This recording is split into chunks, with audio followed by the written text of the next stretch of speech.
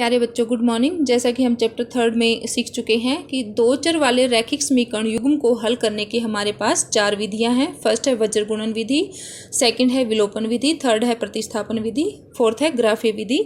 जब तक नाम से किसी क्वेश्चन में यह नहीं दिया गया हो कि इस विधि से कीजिए, आप किसी भी मेथड से कर सकते हैं। तो माना हमारे पास स्टैंडर्ड फॉर्म में दो इक्वेशन हैं, a1x plus b1y plus c1 equal to 0, a2x plus b2y plus c2 equal to 0, a1 b1 a2 व b2 नॉन जीरो हैं। तो हम इनके गुणांकों की तुलना करके समीकरणों के हल कैसे होंगे ये बता सकते हैं। अगर हमारा a1 बटा a2 अनुपात बराबर नहीं है b1 बटा b2 के, तो इन दोनों समीकरणों के हल अद्वितीय होगा। और अगर a1 बटा a2 बराबर है b1 बटा b2 बराबर है c1 बटा c2, तो समीकरणों के अनेक हल होंगे। और अगर a1 बटा a2 अनुपात बराबर है b1 बटा b2 बराबर नहीं है c1 बटा c2, तो समीकरणों का कोई हल नहीं होगा। एक्सरसाइज 3.5 में हम वज्र गुणन विधि से क्वेश्चन फर्स्ट और सेकंड करेंगे। क्वेश्चन फर्स्ट है, निम्न रैखिक समीकरणों के युग्मों में से किसका एक अद्वितीय हल है, किसका कोई हल नहीं है, किसके अपरिमित रूप से अनेक हल हैं। अद्वितीय हल की स्थिति में उसे वज्र गुणन विधि से कीजिए। क्वेश्चन फर्स्ट और first part, x minus 3y minus 3 equal to 0, और सेकेंड इक्वेशन है 3x minus 9y minus 2 equal to 0। तो हम क्या करेंगे, x माइनस 3y एचर पद को साइड में ले जाएंगे। हर बार ऐसा करेंगे, अगर नहीं दे रखा है तो 3x minus 9y equal to 2 हो गया। अब हम इनके गुणांकों के अनुपातों की तुलना करते हैं। a1 बटा a2, a1 की वैल्यू x के आगे कुछ भी नहीं है, मतलब 1 है, 1, और यहाँ पे 3 है, 1/3। b1 बटा b2, b1 की वैल्यू -3 है और b2 की वैल्यू -9 है, ये शॉर्ट होकर ये भी 1/3 है। हाँ, a1 बटा a2 की वैल्यू b1 बटा b2 के इक्वल है, तो हमें c1 बटा c2 भी निकालना पड़ेगा। c1 की वैल्यू 3 है और c2 की वैल्यू 2 है। तो हमारा यहाँ पर है a1 बटा a2 का अनुपात जो वैल्यू है बराबर है b1 बटा b2 के। इन दोनों की जो वैल्यू है 1/3 वो c1 बटा c2 के इक्वल नहीं है। तो इस सिचुएशन में हमारा क्या था, कोई हल नहीं। तो क्वेश्चन यहीं पर ख़त्म होता है, क्योंकि अगर अद्वितीय हल होगा तो ही हम उसे वज्र गुणन मेथड से करेंगे। Second part, 2x plus Y equal to 5, 3x plus 2y equal to 8। First equation, second equation, गुणांकों का अनुपातों की तुलना 2/3, b1 बटा b2, यहाँ पर y के साथ कुछ भी नहीं है, मतलब 1 है, और यहाँ 2 है। तो a1 बटा a2 की कीमत 2/3 जो है वो b1 बटा b2 की कीमत 1/2 के बराबर नहीं है। तो इस सिचुएशन में हमारे समीकरण का अद्वितीय हल होगा और इसे हम वज्र गुणन मेथड से करेंगे। तो वज्र गुणन मेथड के लिए पहले हम लिखेंगे x बराबर y बराबर -1 और साइड में लिखेंगे 2312। अब ये 2312 क्या है, आप 2 के नीचे मतलब दूसरे पद के जो y के गुणांक हैं वो लिखेंगे 1, फिर 2, थर्ड का मतलब एचर पद 5, 8, फर्स्ट का मतलब x के गुणांक 2, 3, और दूसरे पद यहीं से देख के लिख सकते हैं।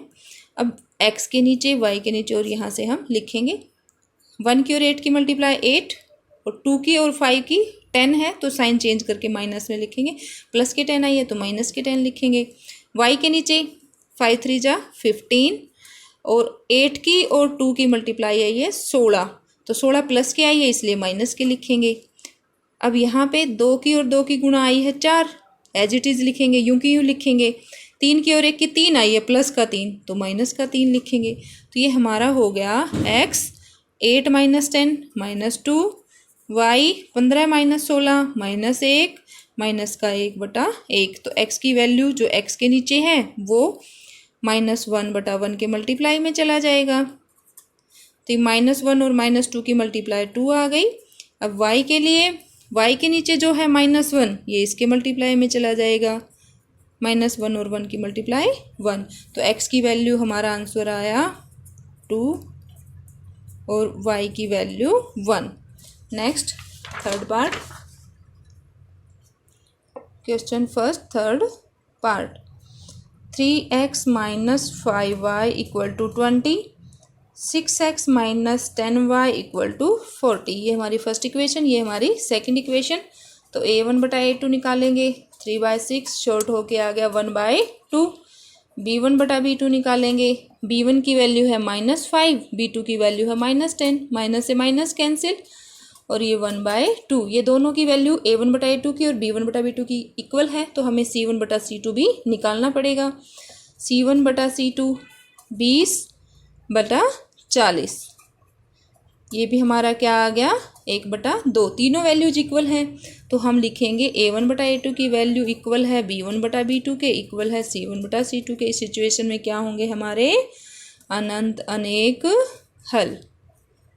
और क्वेश्चन हमारा यहीं ख़त्म हो जाएगा, क्योंकि हमें अद्वितीय हल की सिचुएशन में ही वज्र गुणन मेथड से करना है। नेक्स्ट है हमारा x minus 3y minus 7 equal to 0 और 3x minus 3y minus 15 equal to 0। हम क्या करेंगे, सबसे पहले चर पदों को एक तरफ रखेंगे और एचर को एक साइड ले जाएंगे। 3x माइनस 3y और इक्वल टू 15, ये हमारी फर्स्ट इक्वेशन, ये हमारी सेकंड। अब हम इनके अनुपातों की तुलना करेंगे। a1/a2, x के आगे कुछ भी नहीं है मतलब 1 है, इसके यहाँ x के नीचे 3 है। और b1/b2, यहाँ y के आगे -3 है, यहाँ y के आगे -3 है, कैंसिल होकर 1 आ गया। तो a1/a2 की वैल्यू इक्वल नहीं है b1/b2 के, तो हमें c1/c2 निकालने की ज़रूरत नहीं है और हमारे समीकरणों का अद्वितीय हल होगा। अब हम किससे करेंगे, वज्र गुणन मेथड से। तो सबसे पहले हम लिखेंगे x बराबर y बराबर -1 और साइड में लिखेंगे 2312।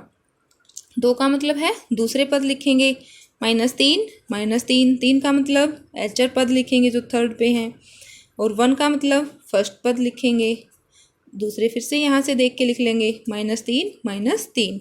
अब x के नीचे हम लिखेंगे, ये जो मल्टीप्लाई आएगी यूं की यूं, -3 की और 15 की माइनस के 45, और -3 की और 7 की मल्टीप्लाई माइनस के 21 आ रही है, तो हम प्लस का लिखेंगे। y की नीचे लिखेंगे 7 की और 3 की, यूं की लिखेंगे 21, और 15 की और 1 की 15 आ रही है तो -15 लिखेंगे। 1 की और -3 की -3, और 3 की और -3 की -9 आ रही है तो हम लिखेंगे +9। अब हम इनको हल करके लिख लेंगे। यहाँ पे बच गया हमारा -24, 6, ये बच गया। x क्या आएगा हमारा, -1/6 के साथ मल्टीप्लाई में चला जाएगा जो x के नीचे है, -24, 6 चौक 24, माइनस माइनस प्लस हो गए, x की वैल्यू 4, y की वैल्यू जो y के नीचे है ये -1/6 के मल्टीप्लाई में चला जाएगा, -1। तुम्हारे आंसर हैं x की वैल्यू 4 और y की वैल्यू -1। नाउ क्वेश्चन सेकंड,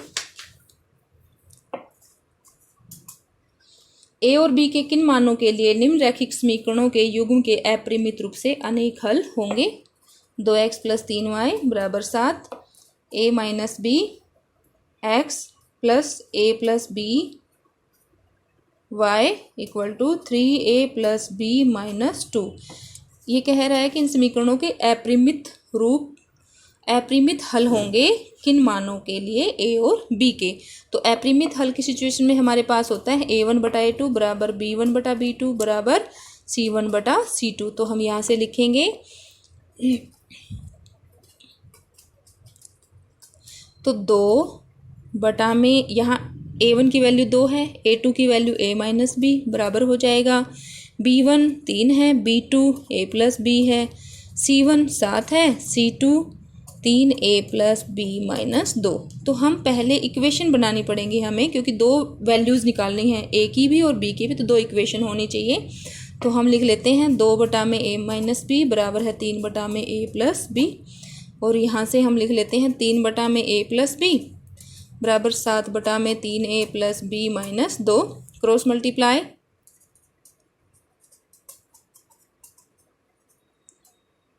ये हमारा आ जाएगा, हम इधर ले आते हैं 2a + 2b - 3a + 3b बराबर 0, तो माइनस का a प्लस में 5b बराबर 0 फर्स्ट इक्वेशन, और यहाँ से क्रॉस मल्टीप्लाई करेंगे इसके साथ, इसके साथ, 3 दिए 9a प्लस 3b माइनस 6 बराबर 7 से करेंगे 7a प्लस 7b, तो इनको इधर ले आओ, 9a plus 3b minus 6 minus 7a हो जाएगा, माइनस 7b बराबर 0। 9a में से 7a गया 2a, 3b प्लस का है और माइनस का 7b है, प्लस माइनस का 4b, माइनस 6 को उधर ले जाते हैं, प्लस का 6 हो जाएगा। ये हमारे दो समीकरण बन गए।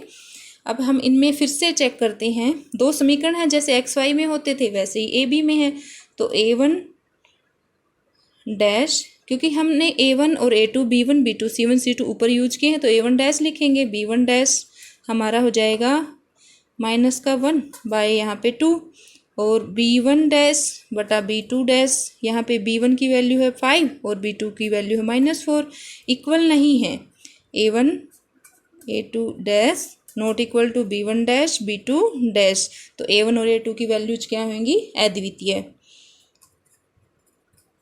और हम इसको वज्र गुणन मेथड से कर लेंगे। तो हमें वैल्यूज निकालनी है a और b की, तो हम जैसे एक्स वाई की निकालते थे, x बराबर y बराबर -1 लिखते थे, तो अब लिखेंगे a बराबर b बराबर -1, और यहीं पर वहीं 2312।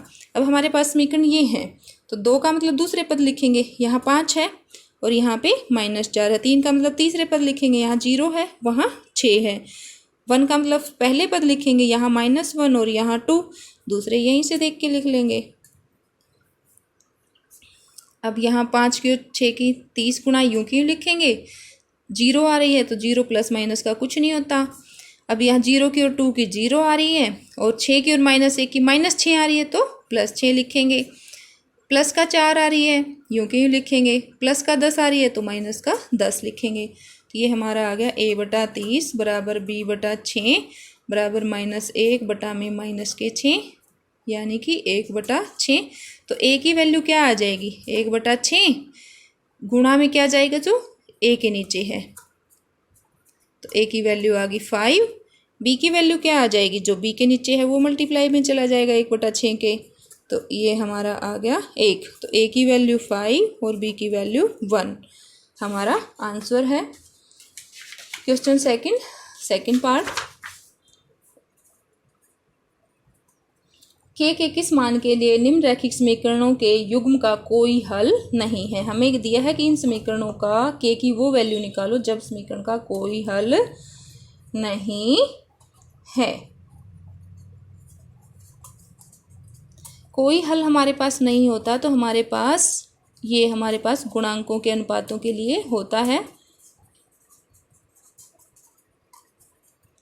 तो यही हम करेंगे a1 बटा a2, यहाँ a1 3 है और a2 2 के -1 है, b1 1 है, b2 के -1 है, बराबर नहीं होगा c1 बटा c2 2 के -+1। तो हमें के की वैल्यू निकालनी है, तो वैल्यू निकालने के लिए हमें इक्वल वाली सिचुएशन लेनी पड़ेगी। तो हम ले लेते हैं 3 बटा में 2 के -1 बराबर है 1 बटा में के -1, आर पार गुणा करेंगे 3 की इसके साथ गुणा 3 के -3 और 2 के -1 की इसके साथ गुणा 2 के -1, के को एक तरफ इकट्ठा कर लेते हैं 3 के, 2 के इधर आएगा तो माइनस का हो गया, -1 -3 उधर जाके प्लस का हो गया, तो यहाँ के बराबर बच गया 2। ये हमारा आंसर है। उम्मीद करती हूँ बच्चों आपको समझ आया होगा। एक दूसरे से शेयर करेंगे, लाइक करेंगे और सब्सक्राइब भी करेंगे। Thank you.